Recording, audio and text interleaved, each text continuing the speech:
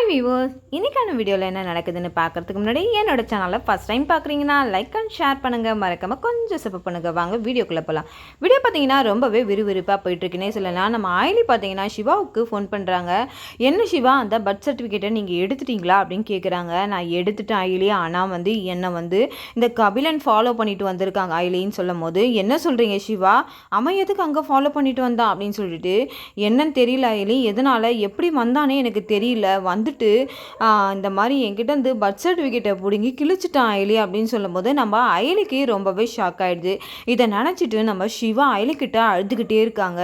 என்ன சிவா, நம்மளுக்கு இருந்த ஒரு நம்பிக்கையுமே போயிடுச்சா அப்படின்னு சொல்லும் போது நம்ம சிவா, என்ன பண்ணுறதுனே எனக்கு தெரியல, இப்போ என்னோட மைண்டு ஃபுல்லாக வந்து பிளர்ராக இருக்குது அப்படின்னு சொல்லிட்டு நம்ம சிவா வந்து அயலிக்கிட்ட அழுதுகிட்டே இருக்காங்க. அவனை நான் சும்மா விட மாட்டேன் அயலி, ஒவ்வொரு விஷயத்துலையும் அவன் இப்படி தான் பண்ணிக்கிட்டு இருக்கான் அப்படின்னு சொல்லிட்டு நம்ம சிவா ஒரு பக்கம் சொல்ல, சரி நீங்கள் வீட்டுக்கு முதல்ல வாங்க, எதை நினச்சா நீங்கள் ஃபீல் பண்ணாதீங்க சொல்லிட்டு நம்ம அயலி சிவா கிட்ட ரொம்பவே ஆறுதலாக பேசுகிறாங்க. அப்போ தான் நம்ம கபிலன் வந்து நம்ம செல்வநாயகி கிட்ட வந்து சொல்லிகிட்டே இருக்காங்க சிரிச்சுக்கிட்டு, இந்த மாதிரி அவன் பர்த் சர்டிஃபிகேட்டு எடுக்கிறதுக்கு போனாமா, அதை நான் தெரிஞ்சுக்கிட்டு அங்கே போயிட்டு எல்லாத்தையும் இருக்கிற ஆதாரத்தெல்லாம் கிழிச்சு போட்டுட்டேன். இனி அந்த சிவாவால் ஒன்றுமே பண்ண முடியாது, நம்ம இனிமே வந்து இந்த வீட்டுக்கு நம்ம தான் வாரிசு, நான் தான் வாரிசு அப்படின்னு சொல்லிட்டு ரொம்பவே சந்தோஷத்தோடு இருந்துட்டு இருப்பாங்க. இந்த பக்கம் பார்த்தீங்கன்னா நம்ம சிவா பார்த்தீங்கன்னா நம்ம உதயபெருமாள் நைட்டு தூங்கிட்டு இருக்கும்போது அவர் காலடியில் போயிட்டு அழுதுகிட்டே இருக்காங்க.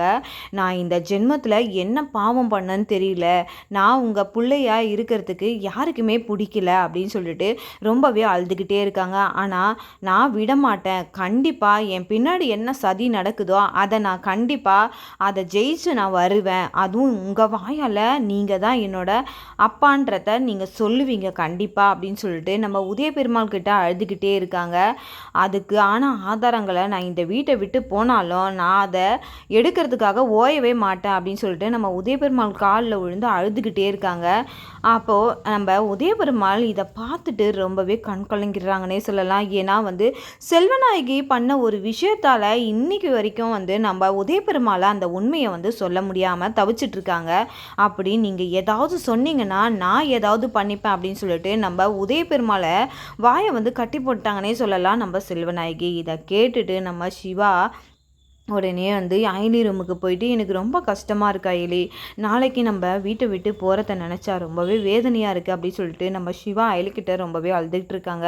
நீங்கள் கவலைப்படாதீங்க, உண்மை என்றைக்குமே வந்து சாகாது, கண்டிப்பாக திரும்பவும் நம்ம இந்த வீட்டுக்கு வருவோம், அவங்க கொடுத்த நாள் வந்து நம்ம முடிஞ்சிருச்சே கண்டி, நம்மளோட ஓட்டம் ஒன்றும் முடியல சிவா, அதனால் நீங்கள் கவலைப்படாதீங்க, இனிமே தான் நம்ம இதுக்கான முயற்சி கைவிடாமல் நம்ம ஓட்டத்தை நம்ம தொடரணும், கண்டிப்பாக அந்த கபிலனுக்கு நம்ம ஒரு பாடத்தை கற்றுத்தரணும். ஏன்னா வந்து அவன் தேவையில்லாத இந்த விஷயத்தில் தலையிட்டு இன்னைக்கு உங்களை இந்த நிலைமைக்கு ஆளாயிருக்கான்ல, அவனோட உண்மையான முகத்தை வந்து நம்ம இந்திராணி அன்னைக்கு காட்டணும் அப்படின்னு சொல்லிட்டு நம்ம அயலி சொல்லிட்டு இருக்காங்க. எனக்கு ரொம்ப கஷ்டமாக இருக்குது, எதனால் தெரியுமா, வீட்டில் இதனால் வந்து அக்காவுக்கும் பாவைக்கும் இவனால் ஏதாவது ஒரு பிரச்சனை வரப்போதுன்னு தான் ஐடி எனக்கு ரொம்ப பயமாக இருக்குது. நம்ம வீட்டை விட்டு போகிறதெல்லாம் நம்மளுக்கு ஒரு பிரச்சனையே கிடையாது, ஆனால் என்ன நடக்க போகுது, நாளைக்கு நம்ம இங்கேருந்து போகும்போது பாவையும் அக்காவும் எப்படி வந்து ரியாக்ட் பண்ண போகிறாங்கன்னே எனக்கு தெரியல அப்படின்னு சொல்லிட்டு நம்ம ஐடிக்கிட்ட நம்ம சிவா வந்து அழுதுகிட்டே இருக்காங்க. நீங்கள் எதுக்கும் கவலைப்படாதீங்க, கண்டிப்பாக நம்மளுக்கு கடவுள் நம்ம கூட இருக்காங்க அப்படின்னு சொல்லிட்டு ரொம்பவே ஆறுதலாக பேசிட்டு அவங்களோட ட்ரெஸ் எல்லாம் எடுத்து பேக் பண்ணிகிட்டு இருக்காங்கன்னே சொல்லலாம்.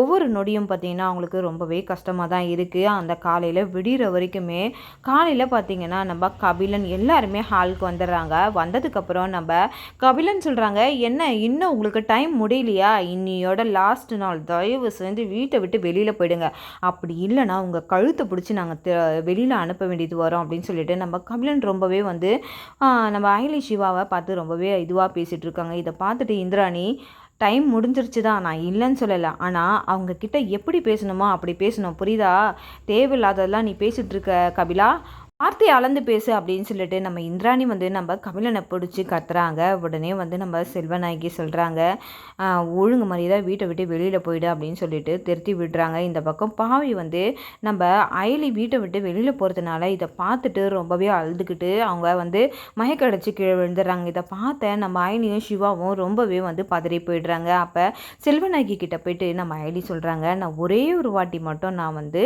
பாவையை பார்த்துட்டு போகிறேன் அப்படின்னு சொல்கிறாங்க. உடனே வந்து செல்வநாயகி என்ன பண்ணுறாங்க பார்த்தீங்கன்னா நம்ம அயலியை பிடிச்சி தள்ளி விட்டுறாங்க.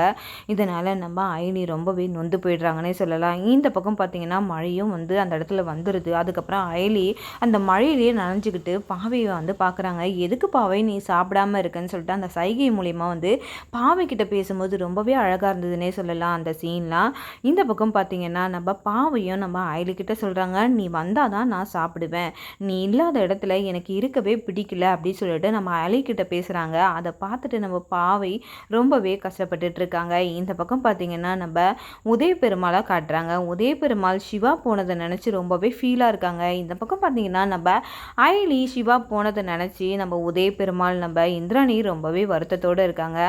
அப்போ தான் நம்ம கபிலன் வந்து என்ட்ரி கொடுத்து என்ன பேசுகிறாங்கன்னா, அப்பாடா இந்த வீட்டை விட்டு 2 பேரும் வந்து ஒழிஞ்சு தொலைஞ்சிட்டாங்க அப்படின்னு சொல்லிட்டு நம்ம கபிலன் பேச, இதை கேட்டுட்டு நம்ம இந்திராணியும் நம்ம உதய பெருமாளும் ரொம்பவே டென்ஷனாக ஆகிறாங்க. அப்போ நம்ம கபிலன் என்ன பண்ணுறாங்க பார்த்தீங்கன்னா, அந்த அனாதை கழுதைக்கு இந்த வீட்டில் வேற இடம் வேற கொடுத்து வச்சுருந்தோம், ஆனால் நம்ம தலையிலேயே வந்து ஏறி உக்காரதுக்காக இந்த சொத்துக்கு ஆசைப்பட்டுட்டு அந்த நாய் வருது, அவங்க அம்மா வந்து என்ன ஒரு இதுவோ அப்படின்னு சொல்லிட்டு நம்ம கபிலன் வந்து பேச வராங்க. இதை கேட்டுட்டு நம்ம உதய பெருமாள் ரொம்பவே வந்து டென்ஷன் ஆகிட்டு அந்த இடத்துல ரொம்பவே ஆக்ரோஷமாக வந்து பேச ஆரம்பிக்கிறாங்க. என்னடா பேசுகிற அப்படின்னு சொல்லிட்டு, என்னடா அம்மாவை பற்றி அவங்க அம்மாவை பற்றி பேச உனக்கு என்ன தகுதி இருக்குது அப்படின்னு சொல்லும் போது நம்ம செல்வநாயகி, என்ன உங்களுக்கு அவனை பற்றி பேசினா உங்களுக்கு என்ன அவ்வளோ கோவம் வருது அப்படின்னு சொல்லிட்டு செல்வநாயகி கேட்க, போதும் நிறுத்துங்க, இதுக்கு மேலே யாராவது ஒரு வார்த்தை பேசுனீங்கன்னா, என் பொண்டாட்டியை பற்றி பேசுனீங்கன்னா உங்களுக்கு அவ்வளோதான் மரியாதை அப்படின்னு சொல்லும் போது இதை கேட்டுட்டு நம்ம செல்வநாயகி ரொம்பவே அதிர்ச்சி ஆயிடுறாங்க. ஏன்னா நம்ம கபிலன் வந்து நம்ம உதய பெருமாளோட ஆவேசத்தை தூண்டி விட்டுட்டாங்கன்னே சொல்லலாம். ஏன்னா சிவாவோட அம்மாவை அவர் தவறான வார்த்தையில் பேசும்போது யாராக இருந்தாலுமே தன்மானம் அவங்கள சீண்டி இது பண்ணோம், அந்த மாதிரி தாங்க இப்போ உதய பெருமாளாம் அந்த அளவுக்கு ஆக்ரோஷத்தோடு எந்திரிச்சு பேசுகிறாங்க. ஆமாம், இனிமே வந்து யாராவது சிவாவோட அம்மாவை தப்பாக பேசுனீங்கன்னா அவ்வளோதான் மரியாதை அப்படின்னு இனி உண்மையை சொல்கிறேன் இந்திராணி, நான் தான் சிவாவோட அப்பா அப்படின்னு சொல்லும்போது நம்ம இந்திராணி என்ன சொல்கிறீங்க சித்தப்பா அப்படின்றாங்க. உடனே அவங்களோட கடந்த காலத்தெல்லாம் சொல்கிறாங்க. இந்த மாதிரி நான் தான் சிவாவுக்கு அப்பா, நான் வந்து உண்மையை சொல்லியிருக்கணும் தான், ஆனால் என்னை செல்வநாயகி உண்மையை சொல்லக்கூடாதுன்னு சொல்லிட்டு என்னை கட்டி போட்டுட்டான். ஆனால் இவன் பேசுறதெல்லாம் பார்த்தா என்னோட பிறப்பு வந்து தப்பாக இருக்கிற மாதிரி ஆயிடுது, அதனால இதுக்கு மேலே நான் பேசாமல் இருந்திருந்தேன்னா அது தப்பாகிடும், அதனால நான் ஒத்துக்கிறேன், நான் தான் சிவாவோட அப்பான்றதை நான் வந்து ஒத்துக்கிறேன், என்னை மன்னிச்சிரு இந்திராணி அப்படின்னு சொல்லிட்டு நம்ம உதய பெருமாள் வந்து நம்ம இந்திராணி கிட்ட சொல்கிறாங்க. இதை கேட்டுட்டு இந்திராணி பார்த்தீங்கன்னா ரொம்பவே அதிர்ச்சி ஆயிடுறாங்க.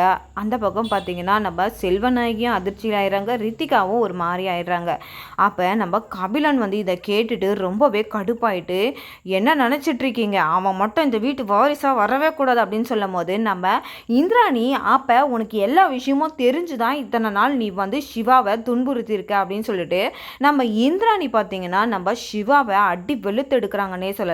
இதுக்கப்புறம் நம்ம இந்திராணி என்ன முடிவெடுக்க போகிறாங்கன்றத நம்ம பொறுத்திருந்து பார்க்கணும். சிவா அயலியை போன இதுலேயே வந்து நம்ம இந்திராணி வந்து உள்ளே கூட்டிகிட்டு வராங்களா, இதுக்கப்புறம் நம்ம இந்திராணிக்கு யாரெல்லாம் பாதிப்பு ஏற்படுற போகுதுன்னு சொல்லிட்டு நம்ம வரக்கூடிய எபிசோடில் பார்க்குறதுக்கு முன்னாடி இந்த ரிவ்யூ உங்களுக்கு பிடிச்சிருந்தா மறக்காமல் உங்களோட கமெண்ட்களை என்னோட கமெண்ட் பாக்ஸில் தெரிவிங்க. வீடியோ பார்த்துட்ருக்கீங்க எல்லாருமே என்னோட சேனலுக்கு சப்போர்ட் பண்ணுங்கள். தேங்க்யூ.